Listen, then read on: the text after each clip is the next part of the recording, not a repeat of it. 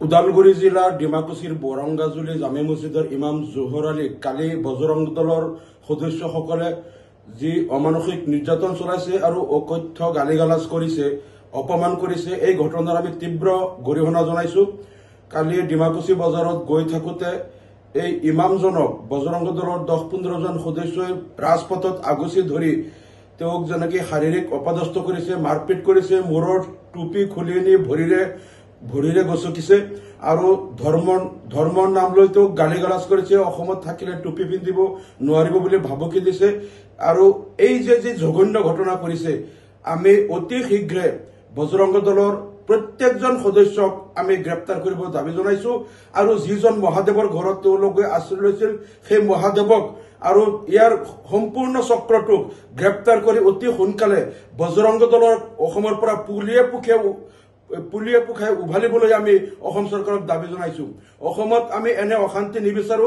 শংকৰ আজানৰ দেশ এইখন পবিত্ৰ অসমত বজৰং দল RSSৰ এনেধৰণৰ সাম্প্ৰদায়িক আৰু এনেধৰণৰ ঘৃণামূলক এনেধৰণৰ হিংসাত্মক কাৰ্যকলাপ অসমত নচলিব। অসমৰ মানুহে শান্তি বিচাৰে। ইয়াত শংকৰ আজানৰ আদৰ্শৰে অসমত সাতম পুৰুষীয়া ঐক্য সম্প্ৰীতিৰে অসমবাসী ইয়াত বসবাস কৰিব।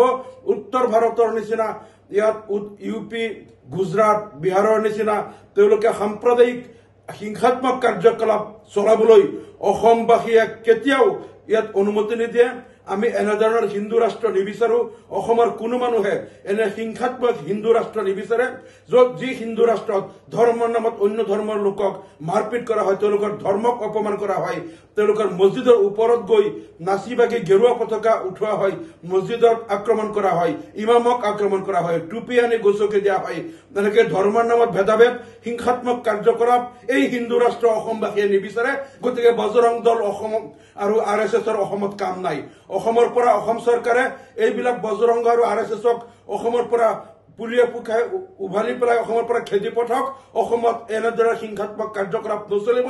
অসমত চলিব শান্তি সম্প্ৰীতি মানৱতাৰ জয়গান। ইয়াত চলিব শ্ৰীমন্ত শংকৰদেৱ, শ্ৰীমন্ত মহাপুৰুষ মাধৱদেৱ আৰু শংকৰদেৱ আৰু আজান ফকীৰ হজৰত শ্বেখ আহমদ আলী ৰহমতুল্লাহ, মুফতি খাইৰুল ইছলাম ৰহমতুল্লাহ আৰু অসমৰ যিসকল ধৰ্মগুৰু আছিল, হিন্দু মুছলমান সমন্বিত সকলো ধৰ্মৰ সকলো লোকে তেওঁলোকে ইয়াত মানৱতাৰ আৰু শান্তি সম্প্ৰীতিৰ বাণী বিলাব। অসমত শান্তিৰ অসম গঢ়িব। এনেধৰণৰ উত্তৰ ভাৰতৰ নিচিনা হিংসাত্মক অসম কোনেও নিবিচাৰে। গতিকে আমি RSS বজৰংগৰ নিচিনা এনে অপশক্তিবিলাকক অসমক চিৰতৰে বন্ধ কৰিবলৈ, বেন কৰিবলৈ, এই সংগঠনবিলাকৰ ওপৰত নিষেধাজ্ঞা আৰোপ কৰিবলৈ আমি ৰাজ্য চৰকাৰক দাবী জনাইছো। আৰু ইয়াত আমি দেখিছো যে এই ঘটনাটোৰ সময়ত তাতে এজন ৰাজু বোলা এজন আদিবাসী যুৱক আৰু এগৰাকী আদিবাসী মহিলা তেওঁলোকে ওলাই আহি প্ৰতিবাদ কৰিছিল।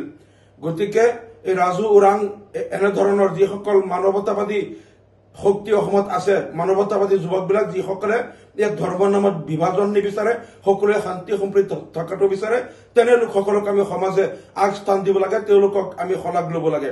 গতিকে মই পুনৰবাৰ অসম চৰকাৰক সকীয়াই দিছো, অসমত ধৰ্মৰ নামত এনেধৰণৰ বিষ বাষ্প বিয়পোৱা সাম্প্ৰদায়িক সংঘাত সৃষ্টি কৰাৰ কাণ্ড বন্ধ কৰক। অপশক্তিবিলাকক অসমৰ পৰা খেদি পঠাওক। অসমখন শান্তিৰ অসম আমি বিচাৰো। শংকৰ আজানৰ পবিত্ৰ অসমত এনেধৰণৰ অশান্তিৰ দাবানল কেতিয়াও নচলিব, আমি সকীয়াই দিছো।